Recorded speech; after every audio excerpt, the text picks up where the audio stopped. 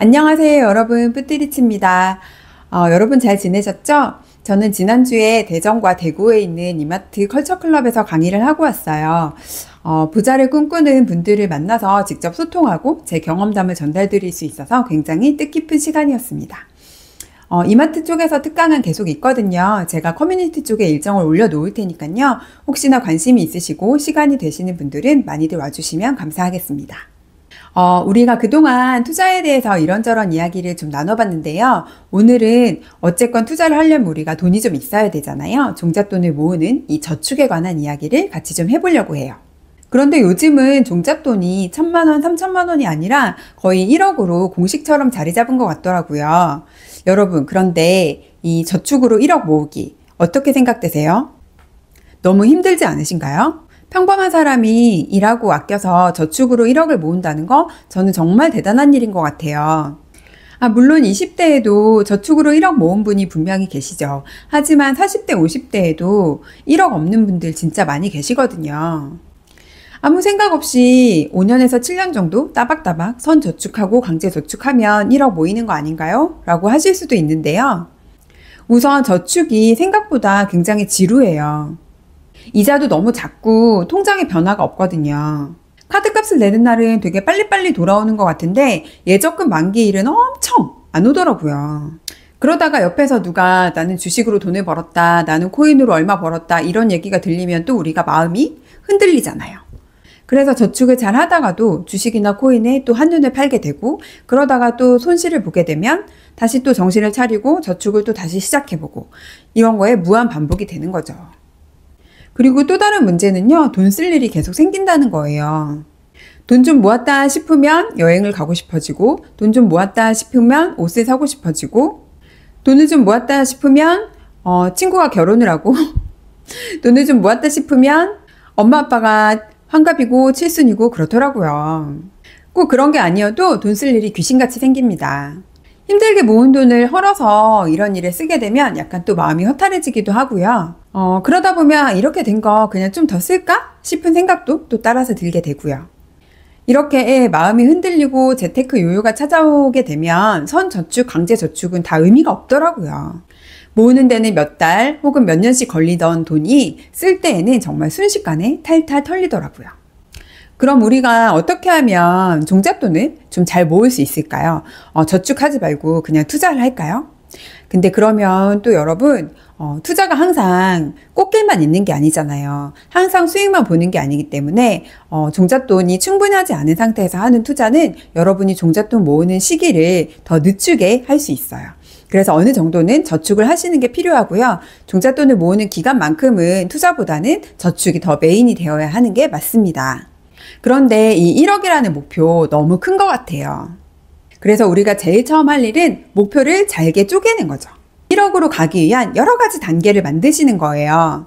일단 1,000만 원부터 시작하고 그 다음은 3,000만 원, 그 다음은 5,000만 원, 7,000만 원, 8,000만 원, 9,000만 원, 1억 이런 식으로 잘게 쪼개서 여러분들이 지루하지 않게 성취감을 계속해서 느끼실 수 있게끔 목표를 세우시는 거예요. 그렇다면 올해는 2024년에는 나는 1,000만 원을 일단 모으겠다. 혹은 3,000만 원을 모으겠다. 이렇게 목표를 세팅하실 수 있잖아요. 그러고 나면 그러면 이번 달에는 나는 얼마를 모을 거지? 라고 또 그달의 계획을 세우실 수 있는 거죠.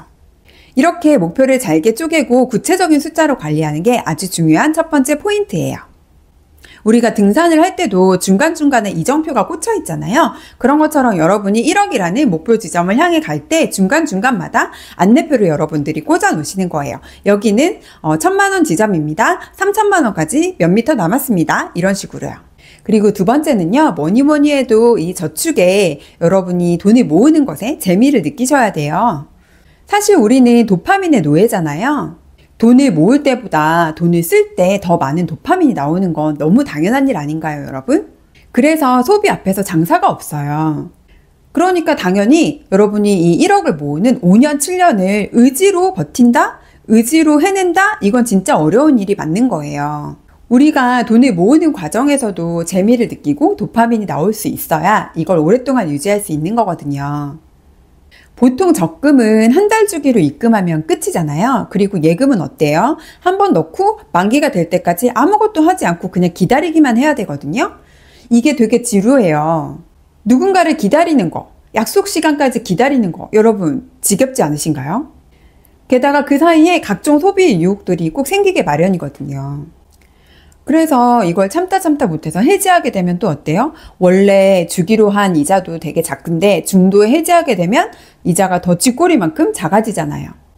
만기를 못 채우고 해지하게 되면 실패감도 작지 않고요. 그래서 저축 초보자들은 주기를 짧게 하고 재미를 유발하는 상품들로 저축에 대한 체력을 기르시는 걸 더 추천을 드려요. 이자를 많이 준다고 해서 청년 우대라고 해서 무조건 가입하시기보다는 일단 내가 그 만기를 유지할 수 있는 사람인가? 그 정도의 체력이 되나? 그 정도의 인내가 나에게 있나? 이게 먼저 더 중요하거든요. 그래서 한 번도 1년 만기, 3년 만기를 채워본 적이 없다 하시는 분들은 일단 카카오 한 달 적금부터 해보시기를 추천을 드려요. 이 상품이 이자를 많이 준다 그런 게 절대 아니고요.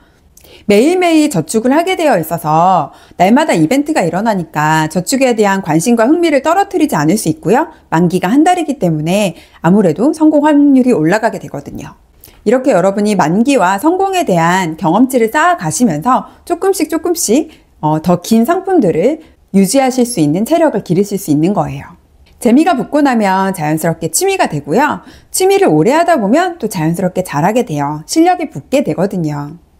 나는 돈 모으는 게 너무 지루하고 재미가 없는데? 라는 분들은 무턱대고 도전해서 인내를 시험하시지 말고요. 일단 재미를 느낄 수 있는 방법들을 찾아보시면 좋겠습니다. 1억은 생각보다 가능하면서도 또 생각보다 멀어요. 1, 2년 안에 월급으로 모으는 건 불가능하지만 모으다 보면 언젠가 되는 게 또 1억이기도 하거든요. 그리고 1억을 모으고 나면 예상했던 것보다 돈 모으는 속도가 조금씩 빨라지는 것도 사실이에요. 저는 1억을 모으는데 10년 이상의 시간이 걸렸고요. 사실 혼자서는 못해서 맞벌이를 하고도 한참을 더 모았거든요. 그런데 그 1억이 5억이 되는 시간이 더 짧아지고 5억이 10억이 되는 시간은 더 짧아졌어요. 그러니까 여러분도 1억 모으기 꼭 도전하셨으면 좋겠고요. 그 첫 시작은 인내가 아니라 재미에서부터 하셨으면 좋겠다는 점 다시 한번 말씀드릴게요. 그러자면 일단 1,000만 원부터 여러분 시작하셔야겠죠? 제가 운영하고 있는 네이버 카페에서는 6천사라고 6개월에 1,000만 원 모으는 사람들이라는 프로젝트를 하고 있어요. 혼자 하면 지루하니까 같이 모여서 여러 가지 적금을 들고 인증도 하면서 하고 있거든요. 그런데 이걸 하면서 심지어 일자리를 구하신 분이 계신 거예요. 여러분, 보다 선명하고 구체적인 목표는 우리를 이렇게 움직이게 해요. 1억이 멀게 느껴질 수도 있지만 1,000만 원, 3,000만 원, 5,000만 원 이런 식으로 한 단계씩 도장 깨기를 하다 보면 어느새 우리 눈앞에 와 있을 거예요. 2024년이 벌써 3개월 하고도 절반이 지나갔어요. 남은 기간 동안 얼마나 모을 수 있을지 여러분 오늘 한번 점검해 보시고요. 매달의 목표를 구체적인 숫자로 계획해 보시는 시간을 가지셨으면 좋겠습니다. 종잣돈 모으기 모두 파이팅입니다. 오늘도 제 이야기 들어주셔서 감사하고요. 저는 그럼 다음 시간에 또 다른 이야기로 찾아올게요. 감사합니다, 여러분.